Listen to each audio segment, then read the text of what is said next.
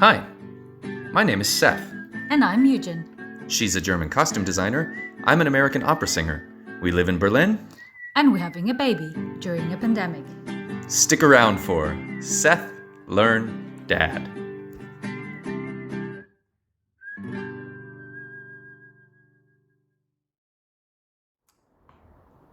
So as you saw previously, Casper was born a week early. And we were really grateful for that because that meant that I got to have an extra week at home before I had to leave for work. But now I'm on the road. I've been gone since Wednesday. This is Sunday. So I've been gone, 4 days. It's weird. It's really hard. We had this amazing bubble, just the three of us for a month. And but the bubble had to burst, of course. That's real life, and that's how it goes, and we're very lucky that we had that month. But being away is no fun. I thought, of course, there's a part of me that thought maybe, I get to be alone, I get to sleep, I get to have my time, and I thought that I would want that, but I have tons of time to sleep and do whatever I want, and I'm not enjoying it, and I don't want it. I don't want this time alone. I just want to be with them. Not a very good day, or at least it wasn't a good start. Didn't get much sleep. I was really tired this morning and very grumpy, and I didn't feel like talking at all, and I didn't feel like taking this video, and talking about it. Just didn't feel like it, and it's better now. We took a nap together, just woke up, and now we're walking to my parents' place. He's calm and he's asleep again.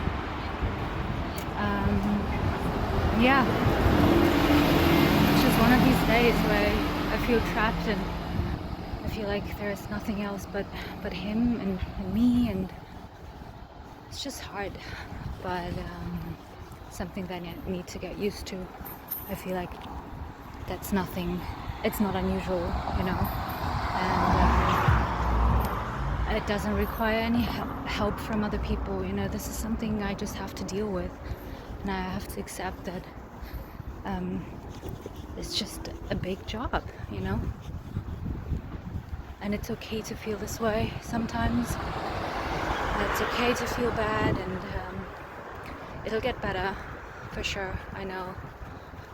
But yeah, it's just today was difficult. And I feel really bad too that I'm not there to help Youjin. Because it sucks. It's hard to do. It's hard to have a baby. It's hard to take care of a baby. And for the two of us doing it together, we were busy all the time. So I can't imagine how hard it must be for her. And she's doing an amazing job, of course, because she's an amazing person and she will always do an amazing job. But I can't imagine how it must feel to be alone doing this. I just baked banana bread. It was tricky. It was a challenge, definitely. I had to pick him up a couple of times, feed him in between, and he just needs all my attention. I couldn't even wash myself. I have to brush my teeth, wash my face. I haven't done that yet.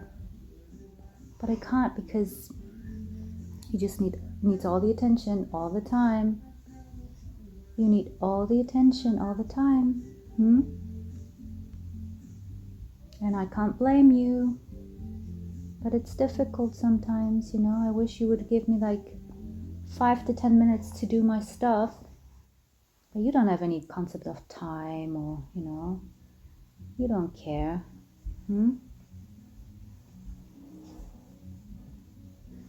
just want to be entertained and fed, that's all. And sleep. I mean, you could sleep, that would help. Huh? Whoa, look at you. Well, look at you. So strong. Hmm? If I'm having this much trouble leaving them for 5 days, the next 30 years are going to be hard. But hopefully we'll have as many opportunities to be together on the road as possible. But it's definitely, as many people told me it would be, it has been a reframing experience for sure. I used to think that what I do is so important. You know, going off and being an opera singer, it's changing the world. It's so great. It's such a big deal. And I'm not saying it's not a big deal, but it's a big deal in a different way. I still want to rehearse. I still want to work just as hard, but at the end of the day, all I want to do is hug my boy and hold him in my arms, and hug my partner and hold her in my arms. There's nothing more important.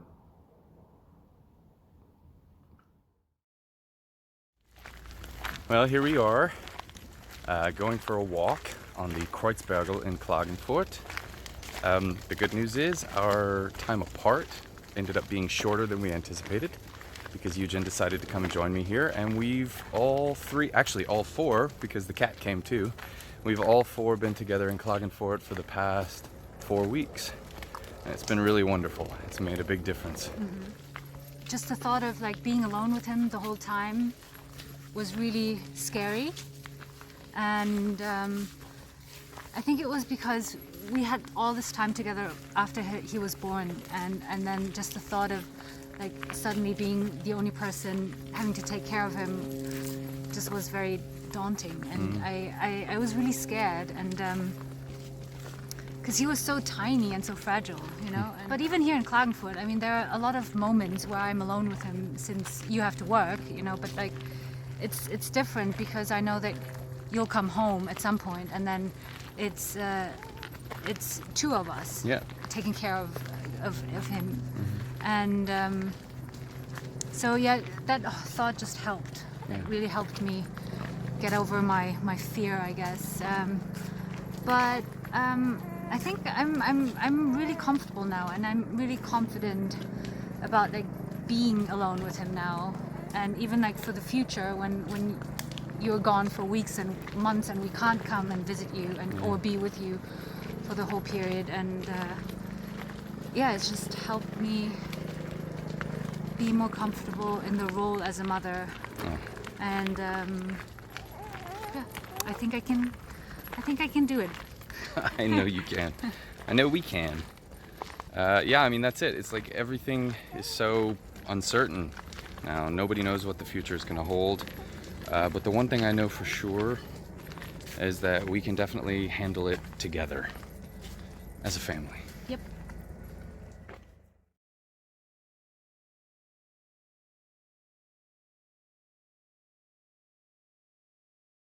I am so sorry. Literally, a friend of mine texted me and said, "Hey, how many times did Julian come by the house to let the dogs out yesterday?" And I forgot to tell Julian to let the dogs out. So we were running over to their house to clean up whatever poop and piss was all over the house. But when we got there, her husband was there, and he said, no, it all worked out fine. He said, I was here. And I was like, oh, thank God. Oh, man. So I was mortified. I thought I was going to have to get down and start like bleaching floors. So that's why I was like, so I was like, I got an emergency. I got to go. But I went over. He was there. So we're back home now. So I'm talking today to Nicole Heaston Lane and Stan Lane, and I'm really excited. Nicole and I sang together in Salt Lake City in The Marriage of Figaro, and we had lots of good conversations over that good Residence Inn by Marriott breakfast, which all American opera singers know that breakfast well. And Stan and I, we met briefly after opening night, but we haven't really had a chance to get to know each other. So hopefully today we will fix that problem. So thank you guys so much for being here with me today. Oh, certainly. Thanks for asking. Thank you for having us. Oh, it's my pleasure. So, we'll start right at the obvious. Where are you guys from? I'm from Chicago, Illinois, and he is from Tallahassee, Florida. How did you guys end up together?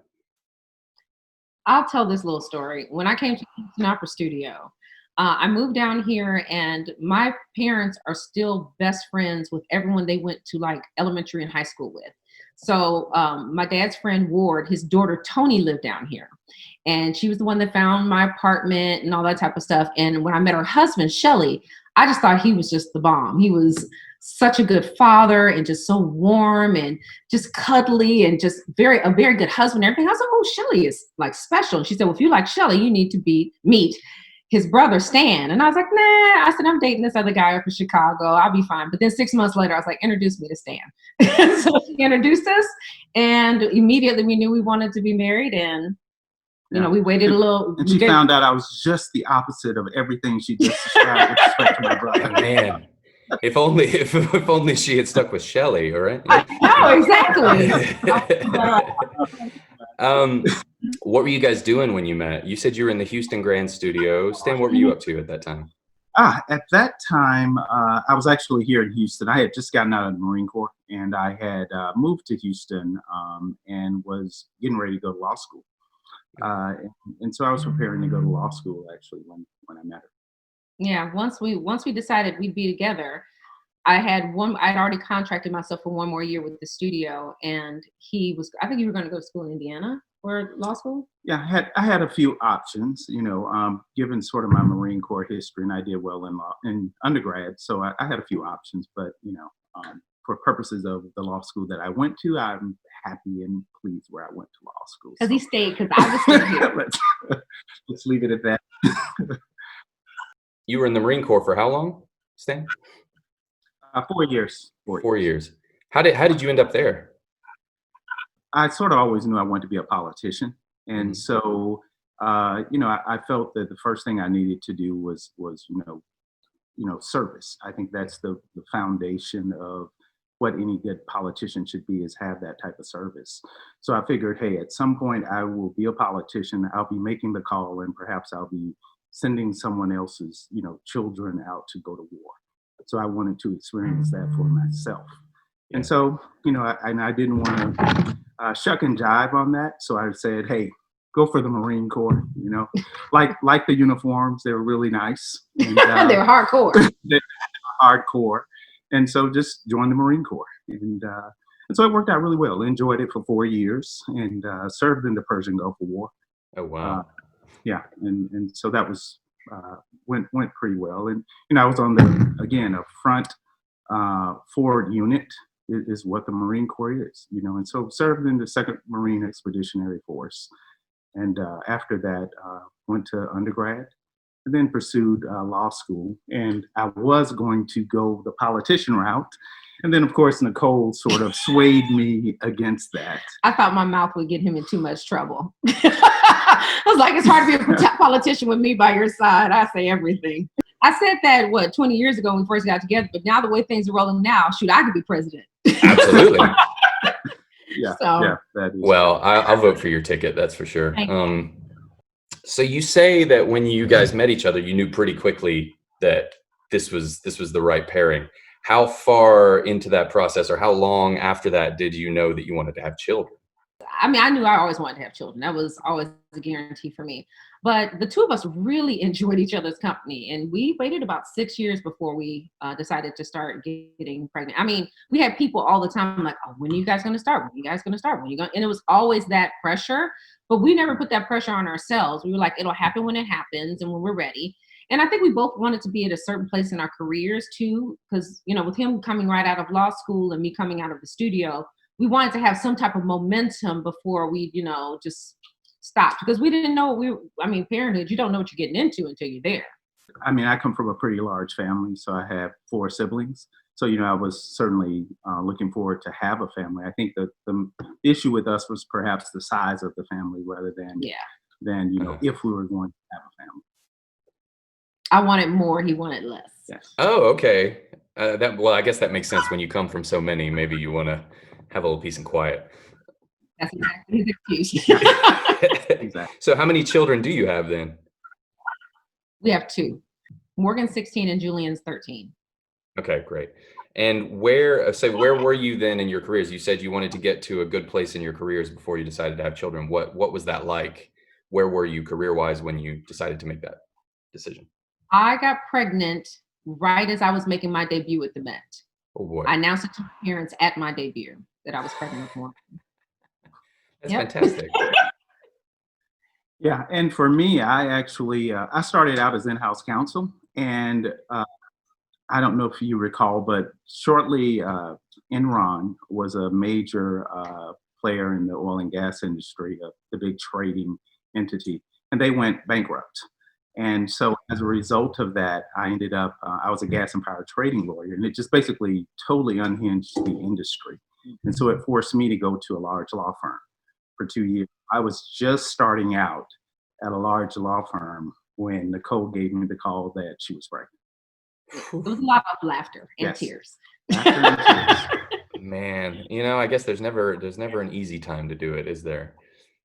No, No. no. I think all the planning you put into place, those things, they just never work out the way you intend them to be honest with And the thing is, Yeah. we were planning on getting pregnant at the time. The issue was, is I was in New York at the time, and I went to an obstetrician, and the guy says, "There's the baby, and there's the baby." And my sister was with me, and I'm just sitting there, I'm like, "What are you saying? There's the baby, and there's the baby." And he kept saying that, and I'm like, "I don't know what you're talking about." And then my sister says, "Twins?" And he's like, "Yes." And at that point, I just started crying profusely because as a young singer, making my debut, I'm like, there's no way I can do twins. I'm just holding on, trying to do one. So Sure. when I called him, he just laughed hysterically. And I could not stop crying. The nurse comes in and she's like, "Babe, you got to pull yourself together. This happens every day. We got blood work to do. Let's go." But it turned out a week and a half later, I went back and because it was a very early ultrasound we had. And one of the eggs had absorbed the other. And Oh, so, me, it was kind of like a weight lifted. I mean, I felt like a bad person because literally the doctor looked at me like I had 10 heads. Because I was like, "Really?" And I was kind of like not happy, but like, "Okay, just one." I said, "Well, how's the one?" And he was like, "The one is fine." And after that, I don't think he wanted to have anything to do with me at that point.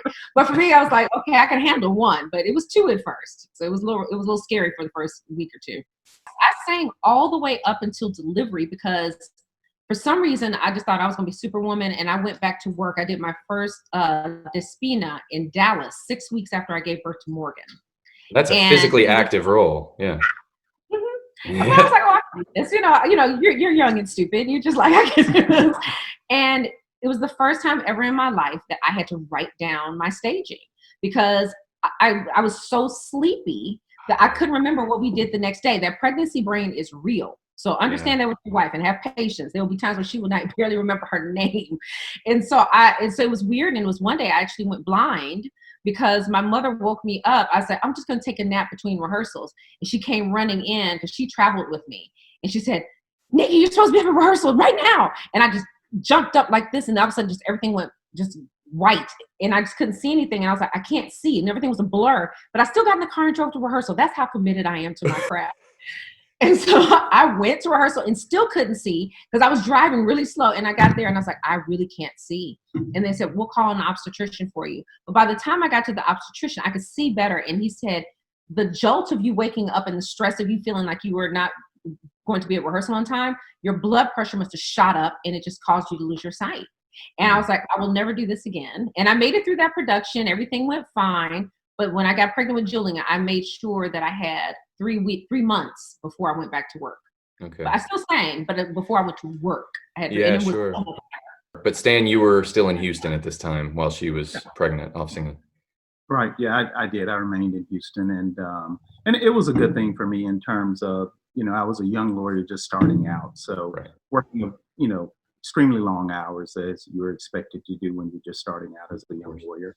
So it worked out really well. She wasn't here to experience the fact that I was, in the office at 6 and coming home at 9. Yeah. So Right. she really get to experience that. So.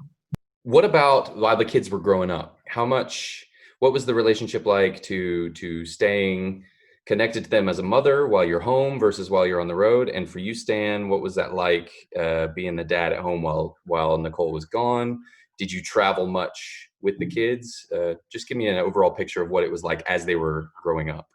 From the moment I started, had the kids and started singing again, they traveled with me. Yeah. So my mother would travel with us. I would fly her to wherever we were, and she would help, like, and keep the kids during rehearsals and performances. And Stan would come up, like every 2, 3 weeks and stuff like that, and come see the kids and see me. And that's what we did until maybe Morgan was like 3, 3.5, almost 4. Because at that point, I wanted her to go to preschool. I didn't want her to just be attached to me all the time. I wanted her to be able to, because even when we were in New York, because a lot of time when I was working at the beginning, I was with the kids, I was working in New York at the Met. And I had a complete life in New York. I lived on the Upper West Side. I took Morgan to mommy and me classes. I took her to music classes. I took her to gym, little baby gymnastic classes. So I had a whole life where she was living like she was a child that lived in New York. And then she would have that also when she would come back home. But once she got to the age where she needed to go to preschool, I put her in preschool. And Julian, at that point, he was so much more active than Morgan was. So I needed him not to be too close to my mother. I thought he would kill my mother. He would have tangled up in her legs and she would have fell and died or something. So at that point, it was time for Stan to take over. And once that point happened, our roles were reversed, where I was the primary caregiver and now I was the person that saw them when I was home. But we always had to hire temporary nannies, because nannies are expensive, and I'm also very much a control freak, and I just didn't like the thought of having a permanent nanny that would be here even when I came home. Something about that, just didn't ring true to me. So we always got a temporary nanny. And so when they were little, it was tough because you just had to hope and pray that you were making the right decision of leaving your child in the right and proper hands. And we did a pretty good job. I think there was only 1 or 2 people we were like, and we got rid of them pretty quickly. And Stan held it down. Stan would go to work in the morning. He would take the kids to their daycare or whatever. And then the nannies would pick them up afterwards and keep them until Stan came home from work. And then Stan would cook dinner, and that was it. And they would leave.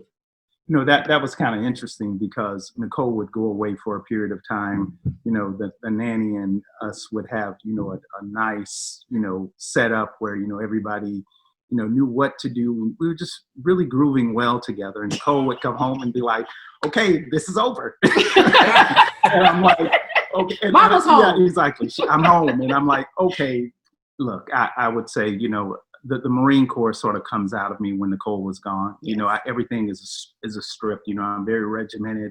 We're going to do this at this particular time. We're going to do that at this time. And when Nicole comes home, things sort of really change, and she takes flexible. over, and it's a little more flexible. And I go into my yes dear mode. Yes dear mode. So did you find that time apart between kids to be, was that a conscious decision? Yeah, my sister and I are 6 years apart, and I didn't want to have such a wide range of years between them. Because I'm somebody that's going to be gone all the time, I wanted them to have each other, for good or for bad, for them to be able to commiserate with, for them to be connecting with, to have similar interests in some ways. I wanted that connection for the two of them. My main thing was I wanted Morgan out of diapers by the time Julian came, because once I got pregnant, I was like, it's really time to put the pedal to the metal with this potty training thing. So, because I said, I'm not changing 2 sets of diapers. I said, it's got to be one person at a time. Yeah, and for me, it's, coming from a large family, the age difference was 11, 10, 7, and 4. And to be honest with you, like my oldest siblings, the first 2 that are 11 and 10 years older, when they went off to college, I was basically 6, 7 years old. So I don't even remember them, and then my brother that's 4 years older than me, when I was getting ready to go to high school, he was getting ready to go to college.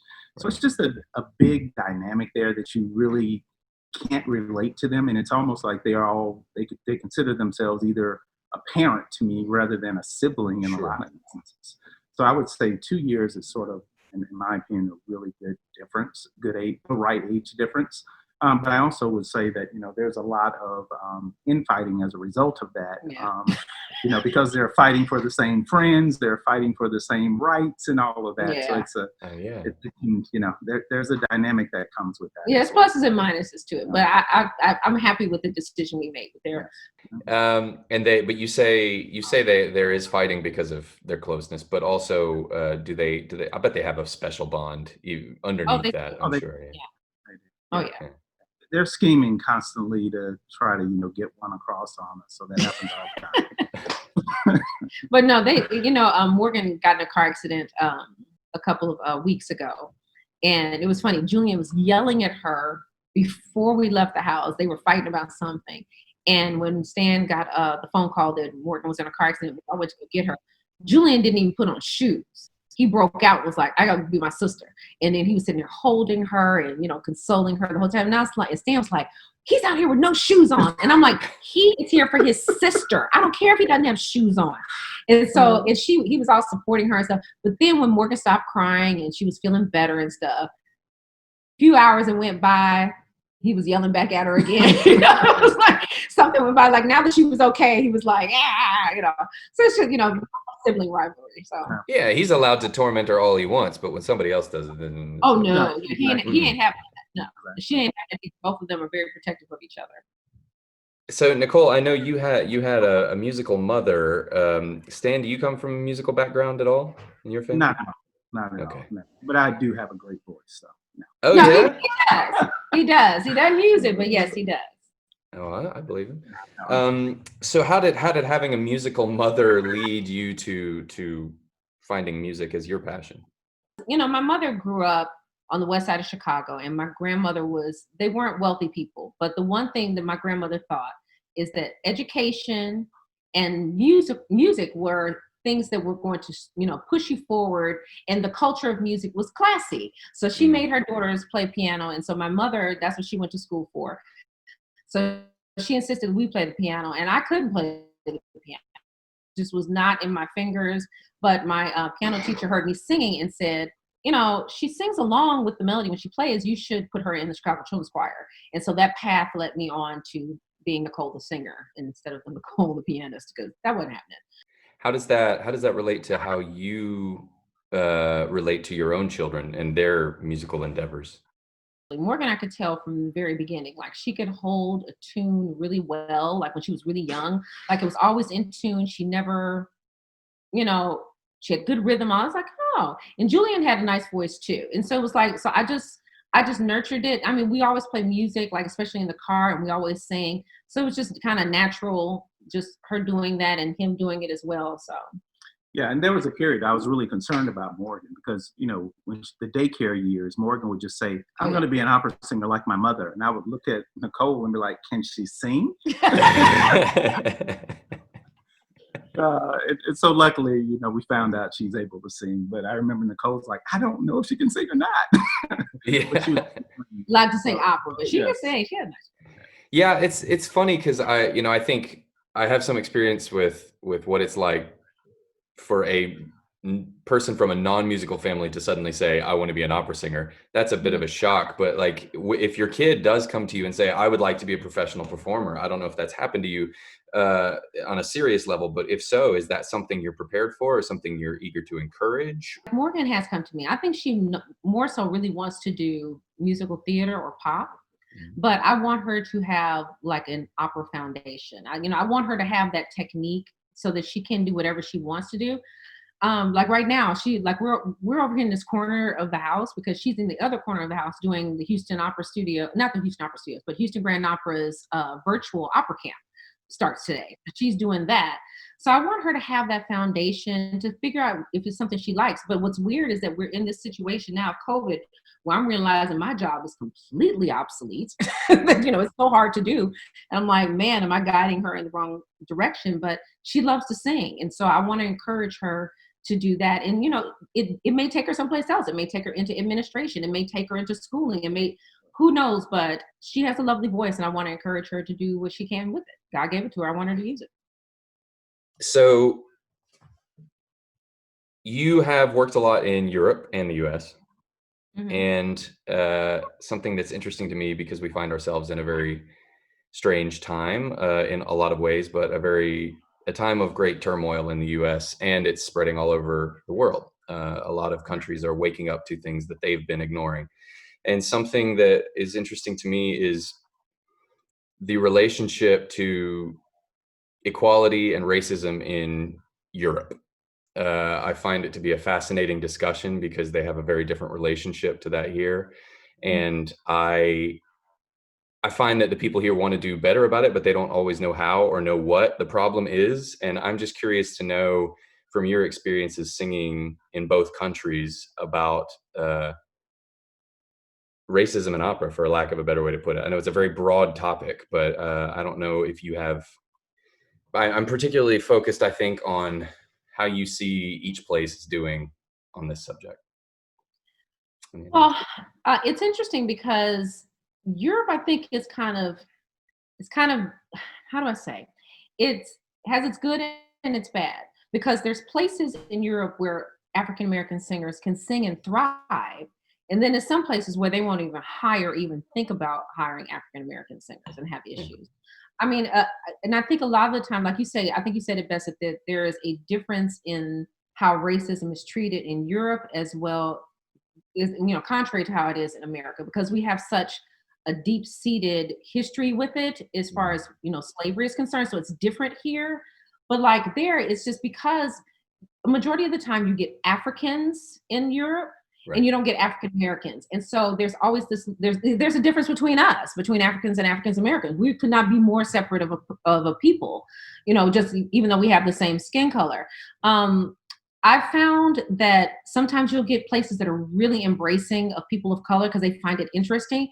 More so, I see that there's just a lack of understanding and seeing what Black people are and thinking who they are. I was in Aix-en-Provence once, and a singer had their daughter with them. And all the singers were over there talking and stuff, and I was by myself. And the daughter came up to me. She was like 10 or 11.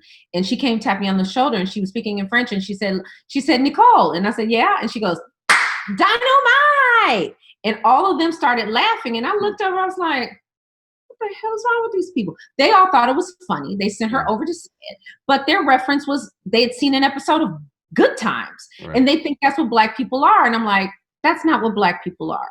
It was a time where I was in Jesi, Italy, and I was the only Black person in this small Italian town. I didn't see any other Black people, and every time I had to walk to rehearsal, I thought they were the most friendly people on earth because men would always like honk and stop and say, would you like a ride? And I'm like, no, thank you. Because I was like, my apartment was like along this little expressway. So I was like, no. It was like a 2-mile walk to work every day, but it was fine. And so then it was one day I was going to the grocery store and I couldn't find the grocery store. And this man pulled over and he said, do you need a ride? And I was like, no, thank you. And then he came back around again and I looked at him and I was like, he looks kind of old. I think I could take him if something went down. So I was like, I'll just keep my hand on the door and I'm going to take this ride to the grocery store. So he takes me to the grocery store and then he drops me off and I'm like, oh, that worked out well. He wasn't going to kill me. And then I reach over with my hand to shake his hand and tell him grazie. And he passes my hand and grabs my boob and squeezes. And so I got out the car and I was like, okay. And he said, do you need a ride back? And I'm like, no, I'm good. And so I went, got my groceries, went home. But then that night I went to rehearsal and everyone in my cast was Italian. And I told them what happened. And they all just looked at me kind of dumbfounded. And they were like, Nicole, every day that you've been coming home and saying that people have been waving and saying so, we didn't want to say anything. They all think that Black women are prostitutes. And they thought that's why people were honking and asking if you needed a ride. And one of the guys said, I'll drive you home from now on and take you to the grocery store. Oh, man. And I was like, you've got to be kidding me. It was insane.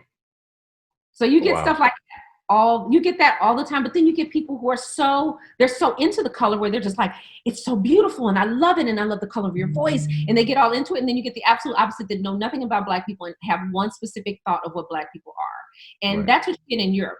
In the United States, you get that more going to, donors saying really racist or, insensitive things to you, and you have to suck it up because they're basically paying your check and stuff. And sometimes they say it knowing that they have that power to say it, and then sometimes they're just saying because they're just willfully ignorant and don't have any Black people that would tell them you're not supposed to talk like that. Do you ever feel that you're in a position where you can say something? I mean, has it ever gotten to a point where it was too far and you couldn't keep your mouth shut with regards to those people? Or is it just so strong that you have to say they're giving the money, so I have to just stand here and take it?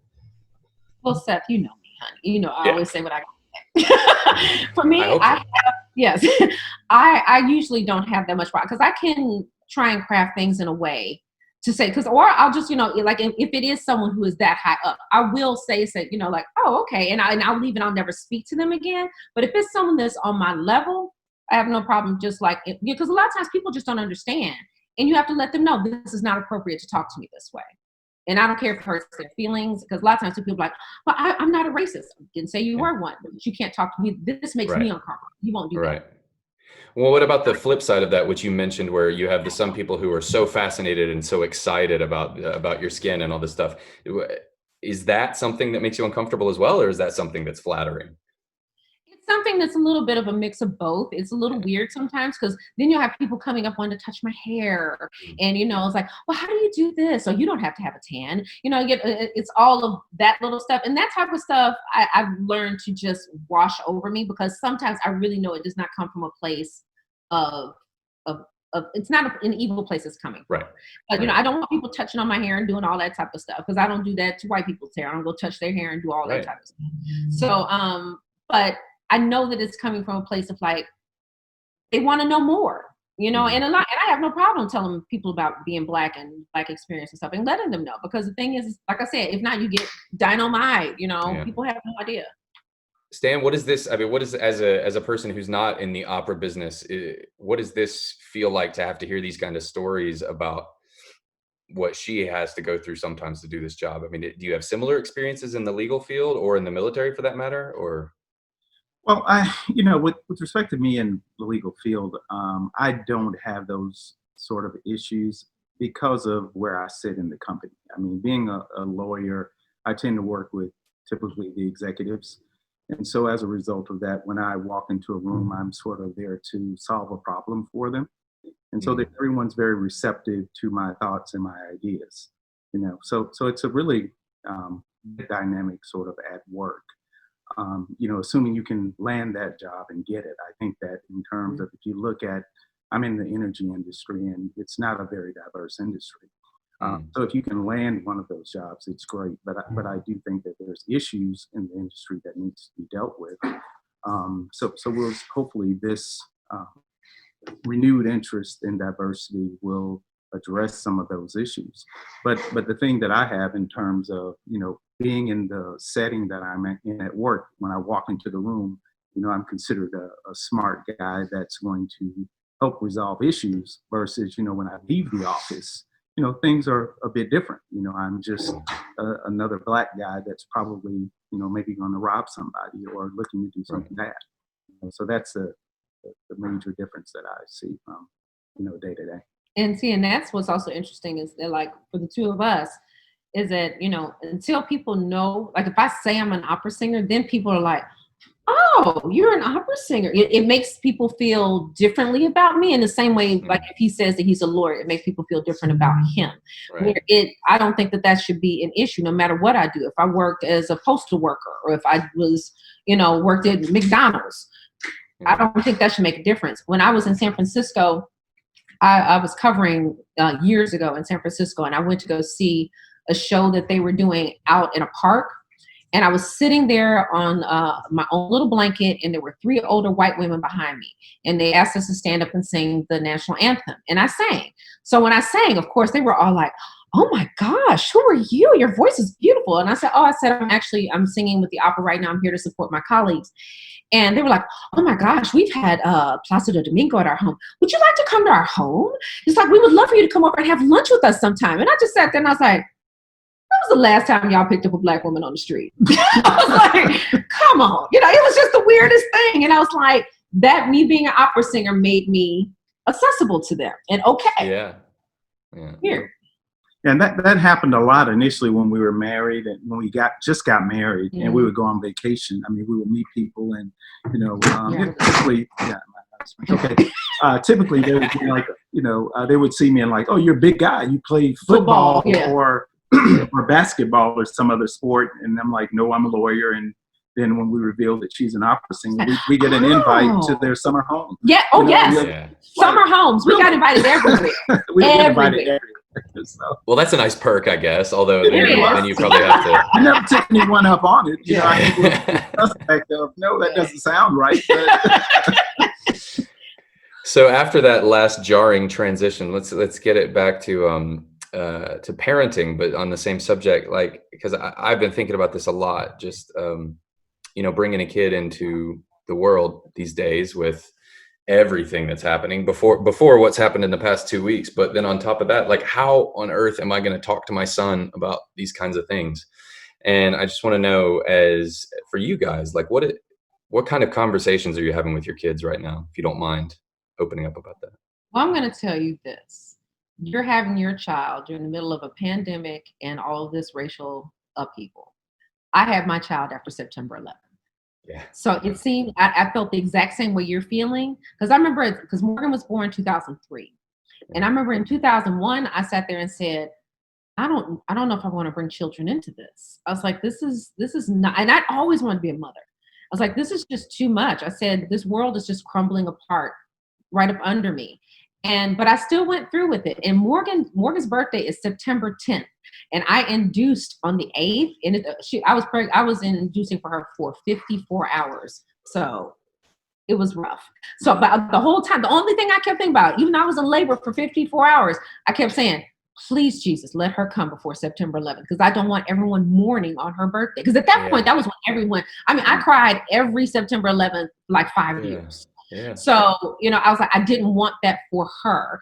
But here we are, and I think about it. I think of how my children have grown up in this era and how they've seen all of this. I mean, just 2 years ago here in Katy, Texas, we had Hurricane Harvey, which flooded our neighborhoods and all of our friends, where, my kids, 75% of the kids at their school didn't have homes because of Harvey. It's like my kids have seen a lot, and we just basically try and talk to them as honestly as we possibly can. They get it. Like when the pandemic happened, at first, when they stopped school, because they stopped school at first for like 2 weeks, and then they decided to come back and do a virtual school thing.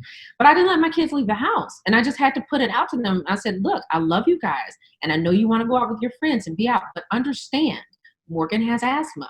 If one of us gets sick, it could kill her. I said, one of you all could kill me and your dad. And I said, then who would you have as parents? And so and I was just upfront. I didn't want to sugarcoat it, but they're old enough. They're 13 and 16. And they got it. We started volunteering about a month ago, where we go to the food banks and we bag food, because it's really safe. They keep us all kind of separate, but there's still people there. We wear masks, we wear gloves, and it makes us feel purposeful.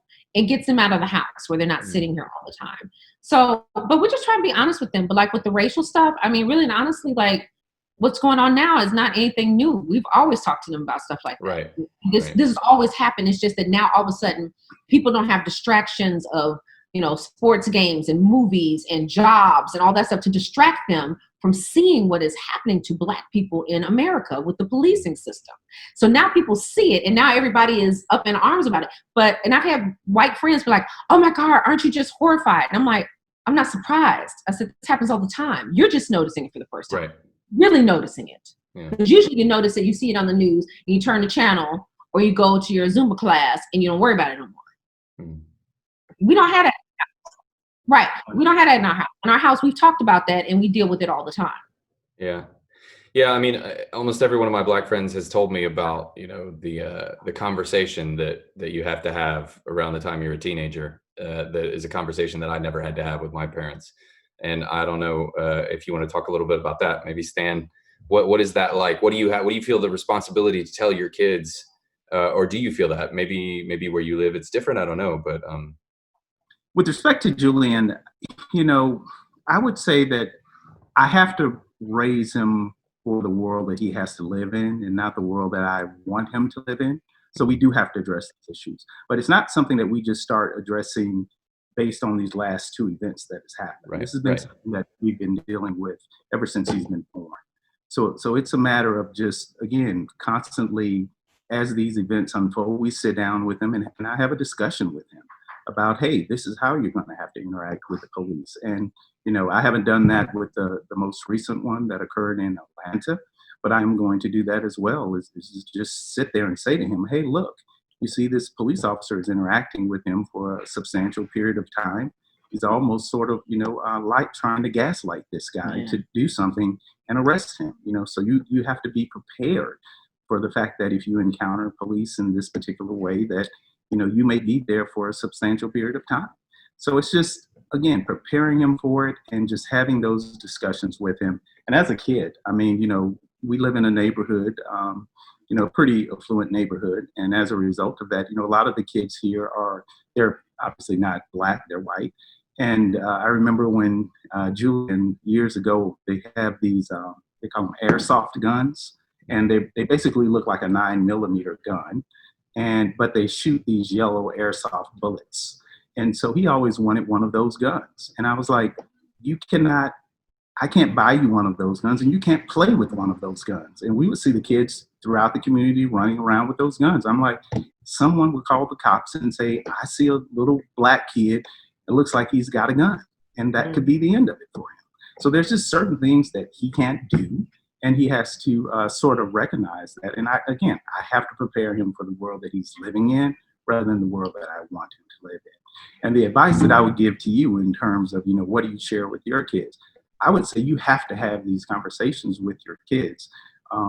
If not, someone else is going to have conversations with your kids regarding race. And they may not necessarily share or feel the way you do about those things. So there's a chance, I think a real risk that your kid may not be on the right track if you do that. Yeah.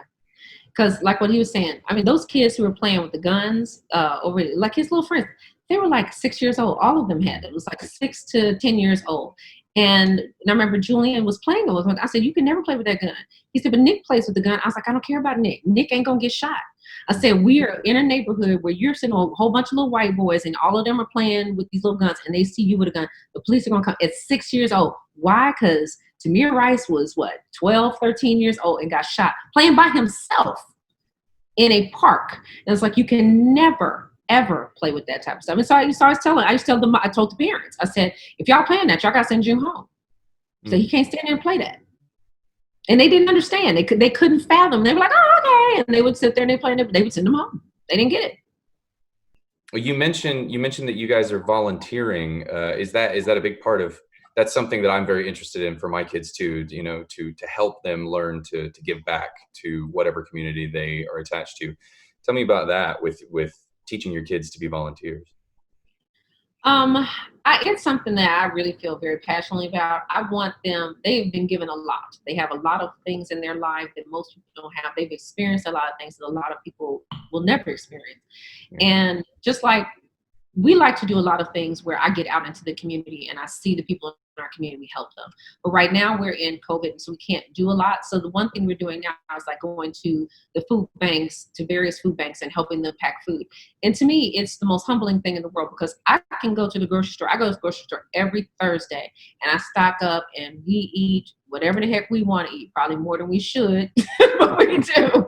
And my kids can go to the pantry and grab whatever they want to eat. But I'm sitting there packing, these frozen meals and vegetables that look like they just came out of the ground, not like they just came from the grocery store, and putting them in bags. And hundreds and hundreds and hundreds of people line up every single day to come get those bags of food because they can't afford it right now. And I'm like, that is what you need to know, is that you may have this right now, but you may not have this, and this may not be for you. My daughter and I, we started doing, we're part of the National Charity League, which is a mother-daughter organization.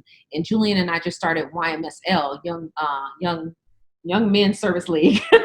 and that's also a mother-son where we go out together. And I remember the first time we did Meals on Wheels, Morgan and I, we drove by this woman's house and she had it was the year that Trump was running for president. It was just Trump all over this woman's house. I mean, it was like Christmas decorated, like the Greenwald's Christmas house. It was the Trump house, just like that. And we drove up like, oh my gosh. But when we got there, the lady came out. Morgan took her food and she started talking to Morgan. And I told Morgan, because Morgan's like, we got to deliver food to old people. I was like, yes, we do. I said, because you know what? People deliver to your grandmother, and you may need this service at some point. And so the woman came out, she talked, and she said, so what do you like? And Morgan said, well, I do volleyball and I like doing this. And she had a nice little conversation. And when we were leaving, she said, I want to thank you for doing this. She said, when I was young, I used to give out Meals on Wheels. And now I'm old and it's being done for me. So I want to thank you. And I said, I told her that today. And from that point on, Morgan loved going to this woman's house. I remember one time we pulled up, the lady came up to me because she had saw the kids got out first because she was down the street. And then when I pulled up, she got out. She's like, I'm so sorry, Miss Lane. I'm so sorry. And I was like, sorry about what? I have a rabbit in the back and I promised it to your children. I was like, you better keep that rabbit. I was like, I ain't taking that rabbit. And I mean, her and her big old Trump house, and I'm not a Trump person at all. We loved coming to see her every week, and my kids got joy out of coming and talking to her and helping her out and seeing her. So, and the thing is, you also realize, like doing Meals on Wheels, how the elderly people, they look forward to that interaction, and that's why I hate that now with COVID, they're not getting it. Right. It's very sad. But we love doing it. I love giving back because I want them to know that they have to do something. They have to be of service. They can't just sit on their butts all day. It's good that you're taking fresh vegetables and stuff. I worked in the food bank when I was younger, and I was always amazed at how many old cans of peaches people had to give. It's like maybe we could give people the stuff that we might eat ourselves as well. That's great. It's also another thing that's good for them to see. I think that these are people, even if they might be different than they are. I think I talk to a lot of my friends from New York, San Francisco, places like that, and they just have all these things to say, like, all the Republicans are crazy, and they're all stupid, and everybody who votes for Trump is an idiot. I'm like, no, that's not true, and it's a very silly way to look at the world, and it's whatever. But it's good to that we all need to be talking to everybody, to each other, and start listening to each other for once. Yeah. Thank you for all that. Do you have time for my little questionnaire for the end? Sure. Are you still good on that? What's up? So question 1 is, what is the best piece of advice that anyone ever gave you, and or the worst piece of advice that anyone ever gave you regarding parenting? I'll take one or the other, or both if you have them. I couldn't think of a worst, but I know the best piece of advice was from my sister-in-law. She told me the minute I got pregnant to start buying diapers. Uh-huh. She said, you will always need diapers. And she said, just go out and buy a whole bunch of every size and have them in your garage. Because she said, you'll be surprised at the times you'll wake up in the middle of the night and realize you don't have a diaper and nothing is in the house. And she said, if you have, like, say you buy, 6 packs of newborns. If they grow out in the newborns, you just take them to the store and exchange them and get the next size up. Therefore, you always have them. And she was so right. There were times where I'd roll over and I was like, there's no diapers. But we went out to that garage and those diapers were there. And we had them stacked up forever until they were almost out of diapers. And it was the best thing we ever could have done. Question 2, what do you wish that, what did no one tell you that you wish that they had?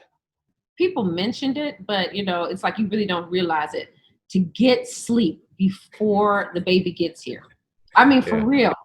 That was, you're just like, and the thing is, Morgan totally duped us. Morgan, we were at the hospital. Morgan slept in the little bassinet at the hospital. And I was like, we got a good one. Every time I slept, she slept. We came home at 10 o'clock. My family was here. I was like, okay, good night, everybody. We're going to bed. The minute we closed the door, she screamed all night. And we were just so sleepy, and we were regretting the fact that we did not really get some good deep sleep before she came. Yeah, like 3 o'clock in the morning, we just looked at each other and just started laughing hysterically. We were like, why? We can't make it stop. Make it stop. Where's that nurse that was helping us? Yeah, exactly. No, but you get your rest beforehand, and when you can, and don't be too hard on yourself in wanting to take a break. Don't feel like you have to do everything all the time. Just take a break for yourself because you'll be better for the baby later. You mentioned that nurse, and you also mentioned earlier how great the nurse was. I feel like obstetrics nurses and midwives are like the greatest people in the world, because somehow they know how to tell people things. Oh, it was when you were talking about how she said, no, you got to get over this. This happens every day. We got to go take blood. I feel like that they have a way of calming you down without being overly sensitive that is really masterful. Exactly. Question number 3 is, what is the one toy, piece of equipment, distraction, whatever you have, that you absolutely couldn't have survived without when you were a new parent?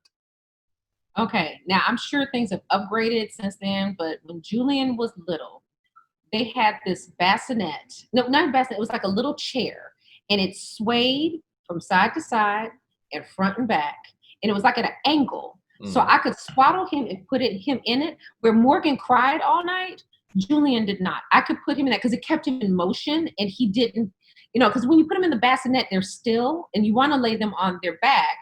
So when they would like jump and start themselves, that would wake them up. And they would just do that naturally, just in their sleep. And that's what would wake them up. But Julian, we put him in that and swaddled him. He would only wake up to eat. Oh, it was the saving grace. And we put it on the floor right next to the bed, turn it on, and he would sway from side to side. And he would, it would feel like he was being rocked all night. It was the best thing. So if you can buy anything like that, I'm sure they've got upgraded versions of that. But 13 years ago, that was the best thing anybody ever gave me. Question 4 is one that makes sense to me, but not to everybody, because I was a bad kid. But so question 4 is, what did your parents do as parents when you were a child that you swore you would never do, and yet you ended up doing it anyway when you became parents? Sleeping with the kids. And we did that at the very beginning, because like my mother, we used to sleep with them. When I was a baby, my mama slept with, and I was always afraid that I would roll over on my children. So I was like, I will never sleep with my children. It's not what I'm going to do. But literally that first night, after like at 3 a.m, when she would not stop crying, every time we laid her down, Stan said, she's got to get in bed with us. And I was like, but I'm going to kill her. I'm going to roll over on her. I can't do it. He's like, I'll hold on to her. So Stan laid there and put Morgan right here on his shoulder. It's like, and I literally rolled over to the side of the bed. I was like on the crux of the bed the entire night. Like, I was so afraid. So that was the one thing we did that I was just like, that I didn't really want to do. But I talked mad game. I was like, I'll never have my babies in my bed. We sure enough did. Yeah. One of many nights. And I mean, it took a few hours for that to happen. I talked mad crap for weeks, months, and it just took a few hours, and I was broke down on top about put her in the bed. Broke down right away. Immediately. Okay, question 5 is something I've never done. I'm about to have to do it a lot, and I want technique. I want advice, tips, tricks from everybody. How do you change a diaper?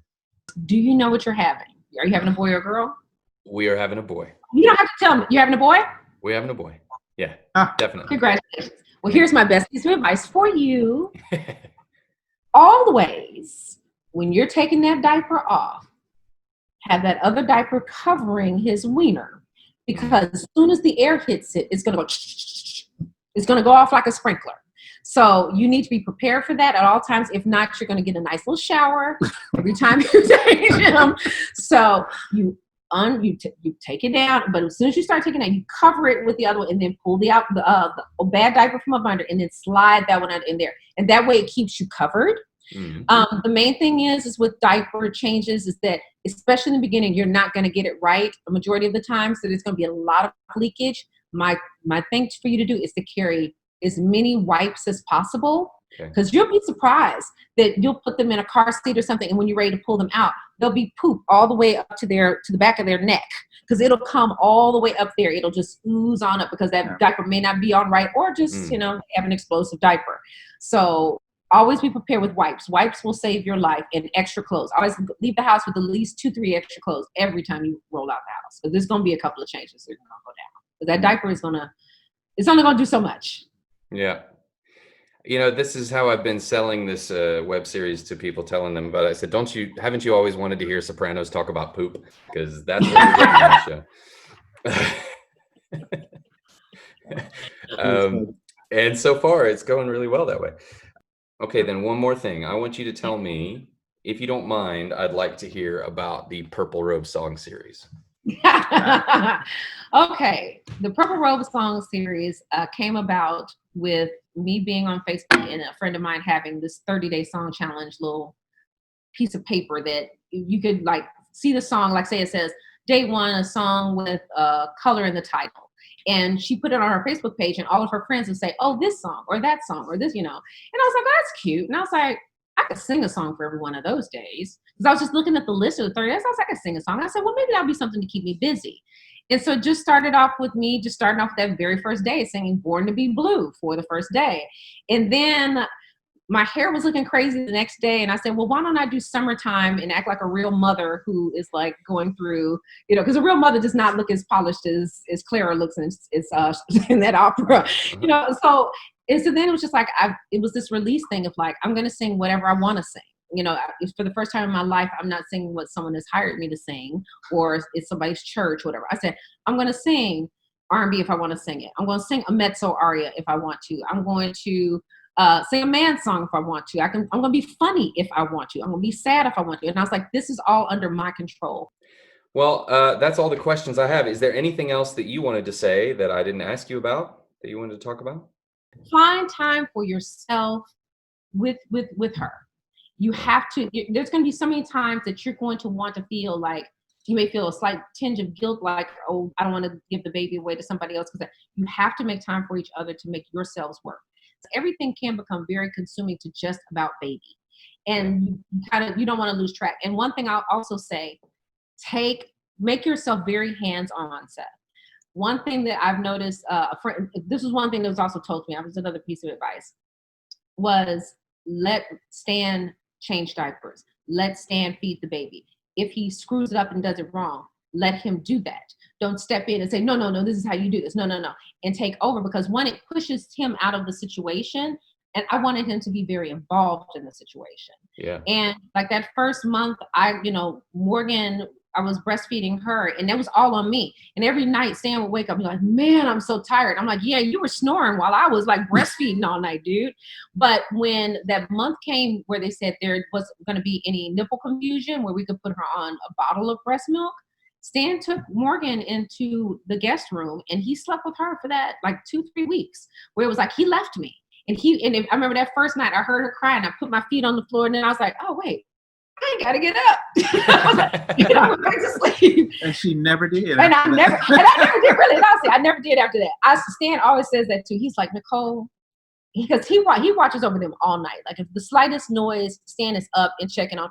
I can sleep through. I mean, literally, a Mack truck can come through and I will sleep through it. But when I would have the kids and I'd be in New York by myself with my mother, I'd hear everything. I'd hear the slightest little, and that would wake me up. But if I knew he was here, I was like, that one time he went into that room, and I was like, oh, I can sleep now.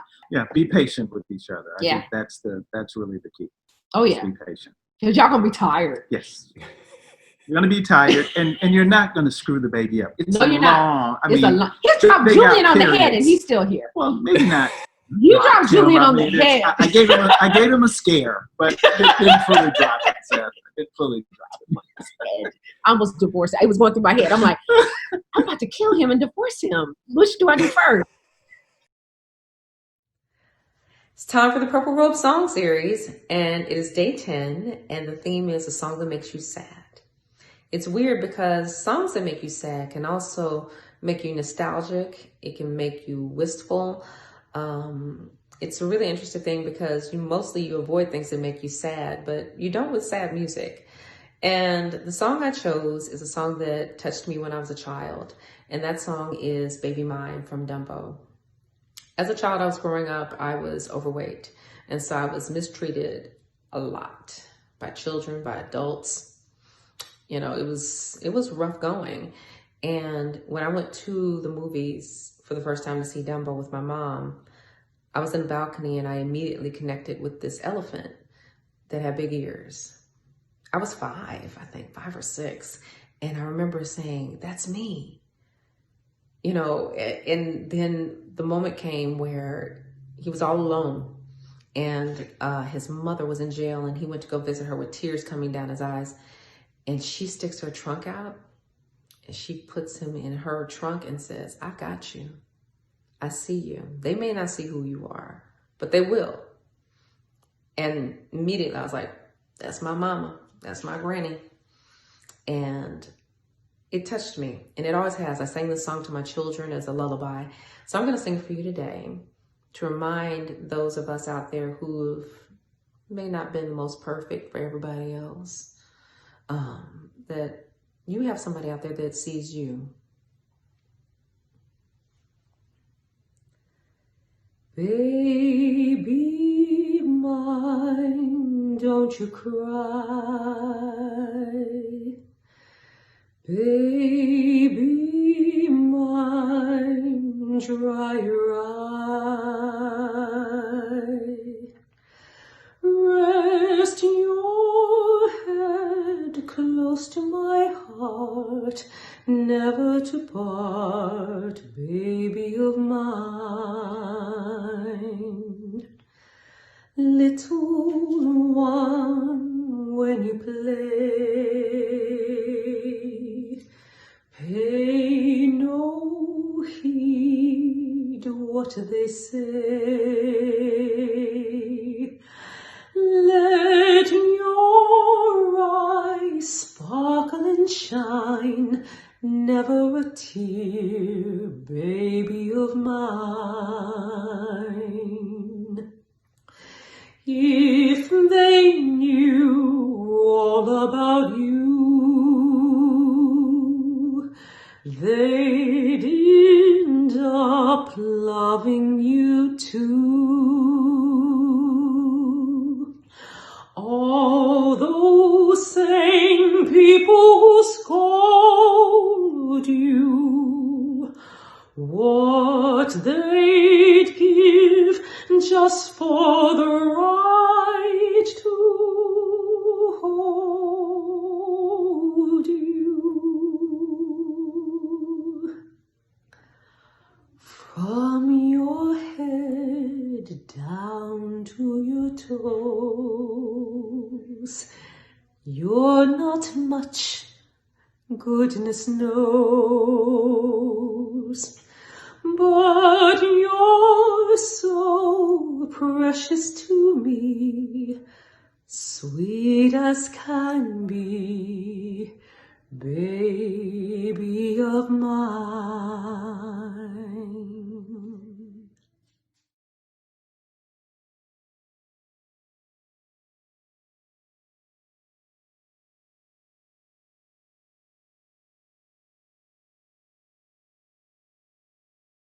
Confinement song number 1, dedicated to all the parents out there.